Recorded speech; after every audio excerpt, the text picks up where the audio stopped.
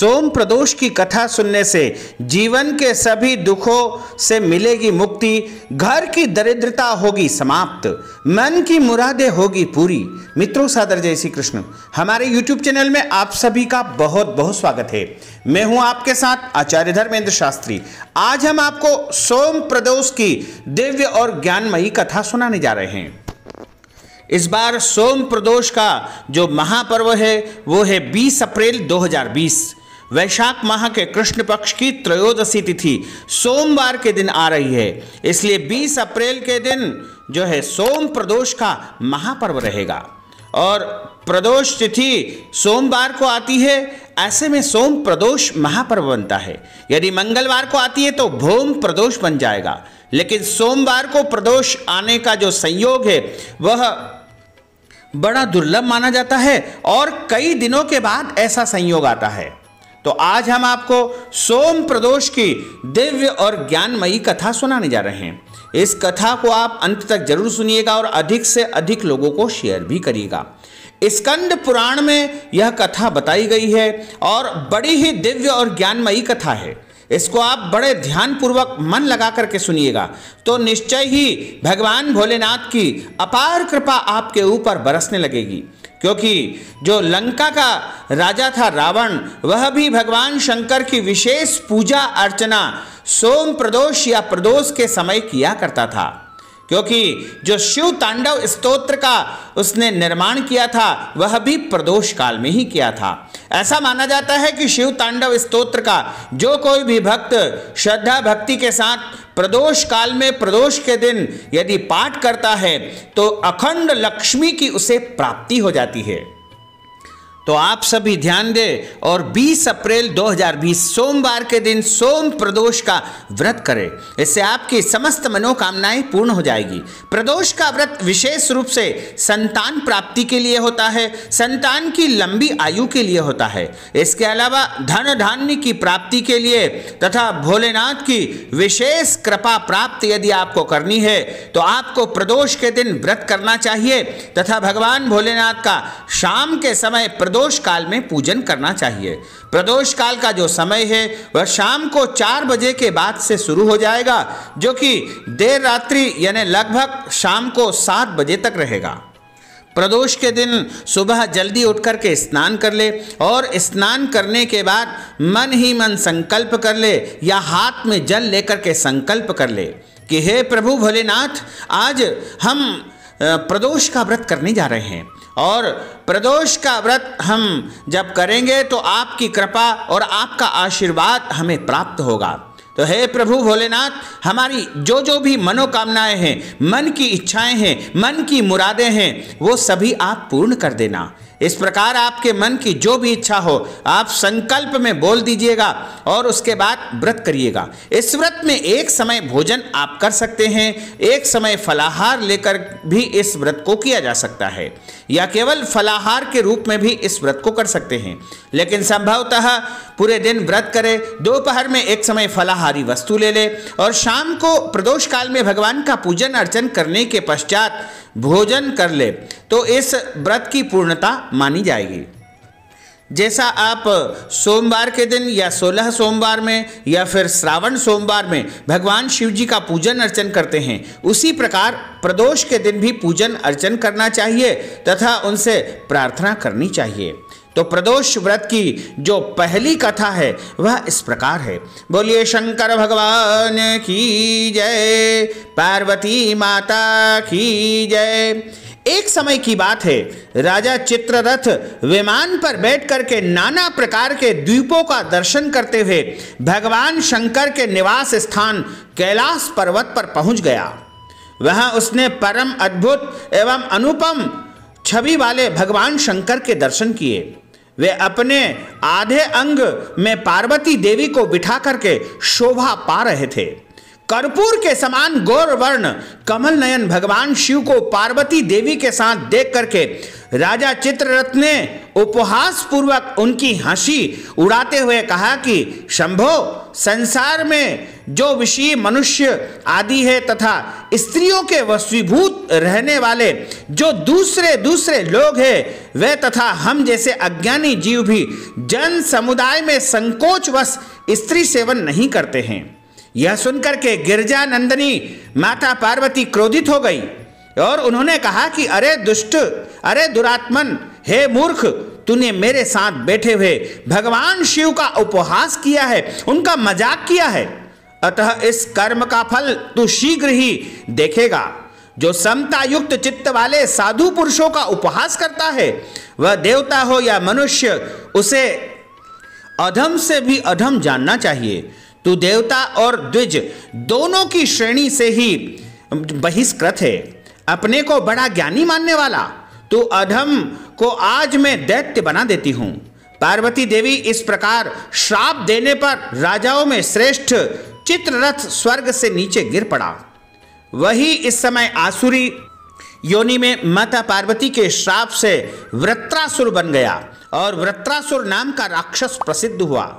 विश्वकर्मा की भारी तपस्या से युक्त होने के कारण इस समय वृत्रासुर अजेय बताया जाता है।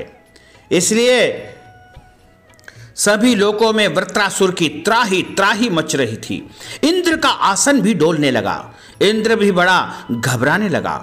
तभी इंद्र अपने देवगुरु बृहस्पति की शरण में जाते हैं और कहते हैं कि हे प्रभु, आप मुझे इस वृत्रासुर को मारने का कोई उपाय बताइए, क्योंकि इसने विश्वकर्मा की तपस्या प्राप्त करके भयंकर वरदान प्राप्त कर लिए हैं।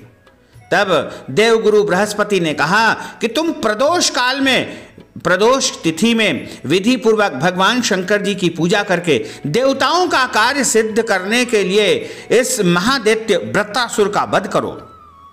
देवगुरु बृहस्पति ने इंद्र से कहा कि इस समय तुम्हारे लिए सर्वोत्तम भक्ति भगवान भोलेनाथ की होगी। तब इंद्र ने कहा कि भगवान, आप मुझे कृपा करके प्रदोष की विधि बताइए। बृहस्पति कहते हैं कि हे इंद्र, तुम जो है प्रदोष तिथि के दिन भगवान शंकर जी का विशेष पूजन अर्चन करो तथा प्रदोष का व्रत करो, और प्रदोष का जब व्रत पूर्ण हो जाए तो तुम कार्तिक मास आने पर शनिवार के दिन यदि त्रयोदशी हो तो व्रत की सिद्धि के लिए व्रत का ग्रहण करो और व्रत का उद्यापन करो।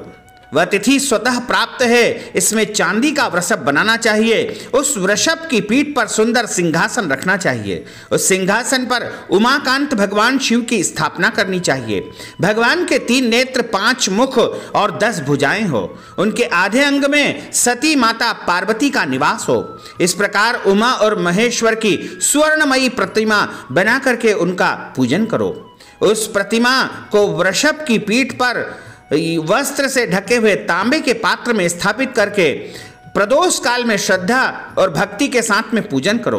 पहले यत्न पूर्वक प्रतिमा को पंचामृत आदि वस्तुओं से स्नान करा करके उनका विधिवत पूजन करो।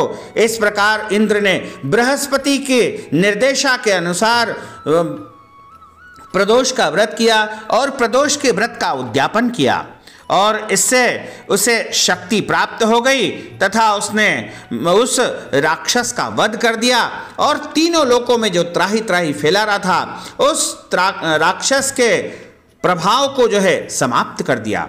इस प्रकार जो कोई भी प्रदोष का व्रत करता है उसकी मनोकामनाएं पूर्ण हो जाती है और उसके यहाँ किसी भी प्रकार की कोई कमी नहीं आती है। प्रदोष तिथि सोमवार के दिन आने से सोम प्रदोष कहलाती है। प्रातःकाल के समय भगवान शिव का पूजन होता है और प्रत्येक माह के दोनों पक्षों की त्रयोदशी तिथि को प्रदोष व्रत करने का विधान है और प्रदोष समय में ही पूजन अर्चन किया जाता है। सोम प्रदोष सभी मनोकामनाओं को पूरी करती है। व्यक्ति के सभी कार्य पूरे होते हैं। सोम प्रदोष व्रत के समय भक्त को भगवान शिव का संपूर्ण विधि विधान से पूजन करने से सभी कार्य सिद्ध होते हैं। शास्त्रों में प्रदोष व्रत को सर्व सुख प्रदान करने के अलावा परम कल्याणकारी माना गया है। इस व्रत में भक्ति एवं शुद्ध चित्त के साथ पूजा अर्चना करनी चाहिए और ब्रह्म मुहूर्त से लेकर के देर रात्रि तक भगवान का पूजन अर्चन करने का विधान बताया गया है।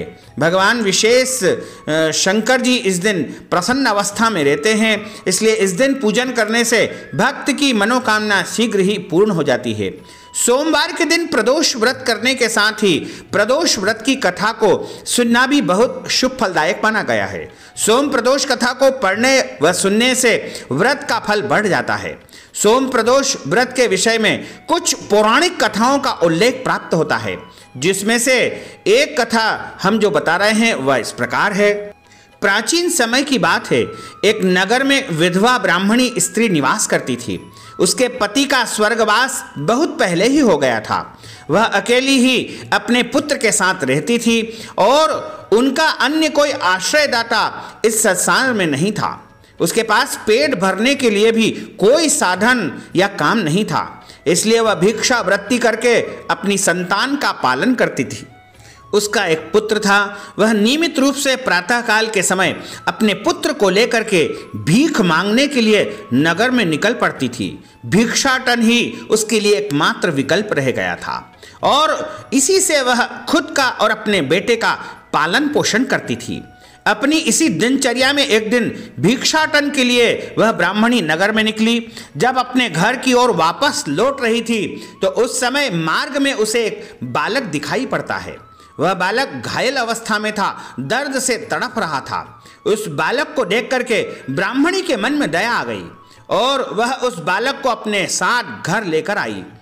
उस बालक का खूब ध्यान रखती थी और अपने सामर्थ्य के अनुसार उसका उपचार भी करती थी और उसका पालन पोषण करती थी। वह बालक विदर्भ देश का राजकुमार है। उसके शत्रुओं ने उसके देश पर हमला कर दिया। शत्रु उसके राज्य को अपने अधिकार में लेकर उसके पिता को बंदी बना लिया। किसी तरह राजकुमार बच निकलता है और दर दर भटकने लगता है। इसी बीच ब्राह्मणी से उसकी भेंट होती है और वह उस ब्राह्मणी के घर में रहने लगता है तथा उसके पुत्र के साथ दोनों पुत्रों का पालन करती है। राजकुमार बिना अपनी पहचान बताए वहां लंबे समय तक रहता है। एक बार एक अंशुमती नामक गंधर्व कन्या की दृष्टि उस राजकुमार के ऊपर पड़ती है। उस राजकुमार के रूप, सौंदर्य व गुणों पर वह गंधर्व कन्या मोहित हो जाती है और उससे विवाह करने का निश्चय कर लेती है। अंशुमती राजकुमार के समक्ष अपने प्रेम का इजहार करती है। राजकुमार को अपने माता पिता से मिलवाने के लिए बुलाती है। अंशुमती के माता पिता को राजकुमार पसंद आ जाता है। कुछ दिनों के बाद अंशुमती के माता पिता को भगवान शिव स्वप्न में आकर उन्हें बेटी के विवाह करने का आदेश देते हैं। गंधर्व दंपति अपनी पुत्री के राजकुमार से विवाह की अनुमति प्रदान करते हैं। राजकुमार का अंशुमती के साथ विवाह संपन्न हो जाता है। गरीब ब्राह्मणी सदैव ही प्रदोष व्रत करने का नियम पालन करती थी। उसके इस प्रदोष व्रत के प्रभाव से गंधर्व राज की सहायता से राजकुमार अपने राज्य को पुनः प्राप्त करने के लिए निकल पड़ता है और शत्रुओं पर हमला करके उन्हें अपने राज्य से निकाल देता है। राजकुमार को अपना राज्य पुनः प्राप्त हो जाता है। अपने राज्य को पा लेने के बाद वह वहां का राजा बन जाता है और ब्राह्मणी के पुत्र को अपना राजमंत्री नियुक्त कर देता है। प्रदोष व्रत के महात्म से जैसे राजकुमार और ब्राह्मण पुत्र के दिन फिरे, वैसे ही भगवान शंकर अपने सभी भक्तों के दिन फेर देते हैं। सोम प्रदोष व्रत से चंद्र ग्रह की शुभता और नवग्रहों में चंद्रमा की तरह जो है व्यक्ति इस संसार में चमकने लगता है। चंद्रमा प्रबल हो जाता है। शीतलता से युक्त चंद्रमा माना गया है। चंद्रमा हमारे शरीर और मन मस्तिष्क पर प्रभावशाली असर डालता है। अगर किसी व्यक्ति की कुंडली में चंद्रमा शुभ फल नहीं दे रहा है तो उसे सोम प्रदोष का व्रत करना चाहिए तथा सोम प्रदोष का उद्यापन का भी विधान धर्म ग्रंथों में बताया गया है। इस व्रत की महिमा और बहुत इसके नियम बताए गए हैं। शिव पुराण व स्कंद पुराण में भी इसके बारे में विस्तार से वर्णन किया गया है। कहा गया है कि 11 या 26 प्रदोष व्रत करने के उपरांत इस व्रत का उद्यापन किया जाता है। व्रत के बाद उद्यापन के एक दिन पहले यानी प्रदोष से पूर्व द्वादशी तिथि के दिन से ही इस व्रत का आरंभ करना चाहिए। प्रदोष के दिन भगवान गणेश जी का पूजन षोडशोपचार विधि से करके और प्रदोष के दिन भगवान शिव जी का माता पार्वती का पूजन किया जाता है।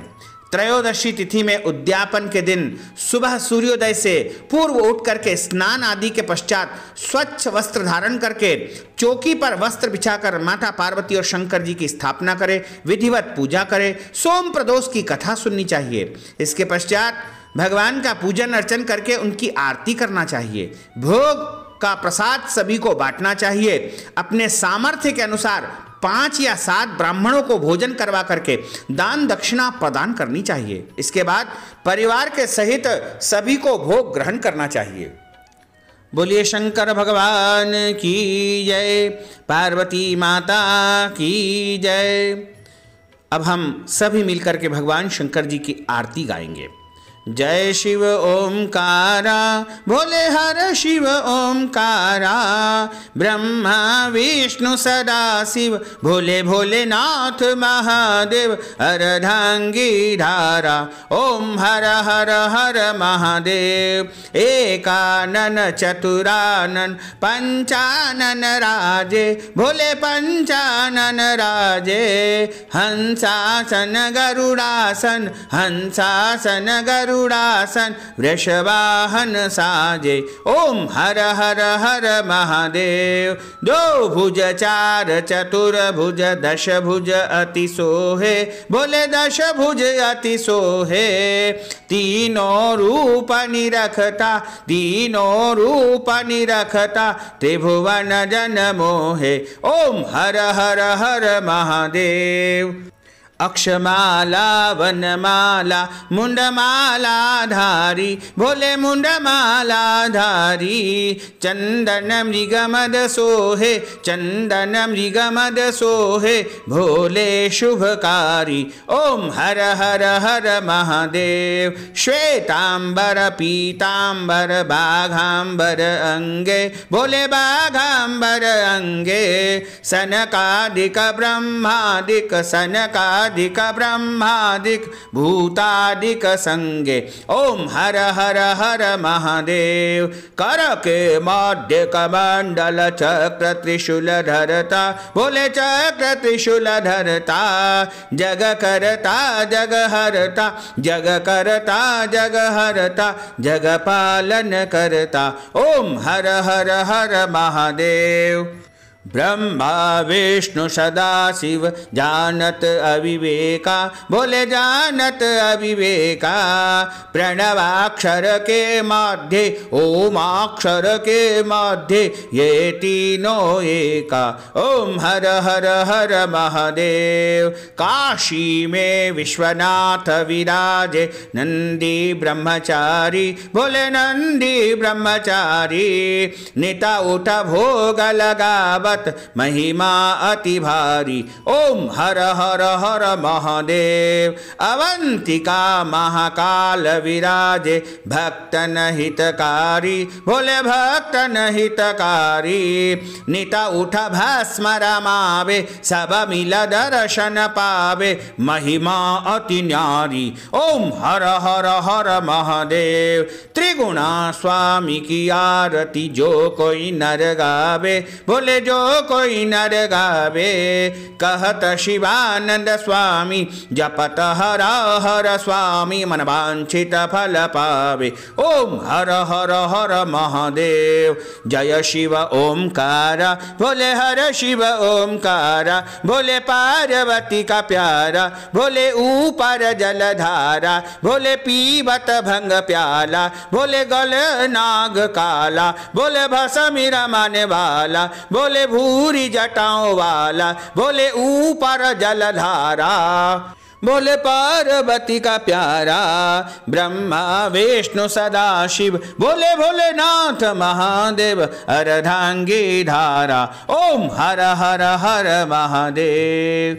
बोलिए शंकर भगवान की जय, पार्वती माता की जय, महाकाल राजा की जय, काशी विश्वनाथ भगवान की जय। नमः पार्वती पतये हर हर महादेव। हर गंगे हर नर्मदे हर क्षिप्रे हर। भक्तजनों, हमने जो आपको ज्ञानवर्धक जानकारी दी है उसको आप अधिक से अधिक लोगों को शेयर करिएगा और इस वीडियो को लाइक करिएगा। कमेंट बॉक्स में प्रभु भोलेनाथ का नाम अवश्य लिख दीजिएगा, ओम नमः शिवाय या जय भोलेनाथ अवश्य लिख दीजिएगा, जिससे भोले बाबा की कृपा आपके ऊपर सदैव बनी रहेगी। और यदि अभी तक आपने हमारे और आपके YouTube चैनल को सब्सक्राइब नहीं किया है तो अभी और इसी समय सब्सक्राइब अवश्य कर लीजिए। आपको और आपके पूरे परिवार को सादर जय श्री कृष्ण, सादर धन्यवाद।